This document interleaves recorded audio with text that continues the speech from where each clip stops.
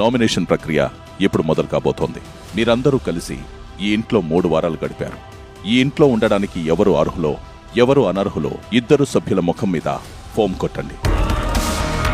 మీరు ఇన్సల్ట్ చాలా గట్టిగా చేస్తారు. అంత గట్టిగా అరిచినప్పుడు తర్వాత అపాలజీ అంత గట్టిగా నాకు వినపడలేదు.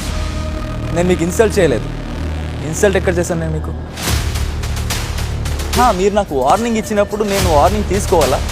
ఎందుకు తీసుకోవాలి?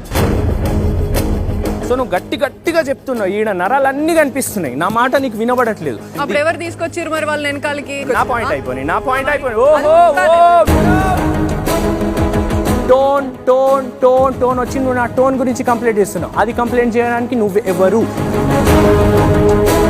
నీకు నీ మీద కాన్ఫిడెన్స్ లేకపోతే వేరే వాళ్ళ కాన్ఫిడెన్స్ డౌన్ చేయొద్దు అసలు.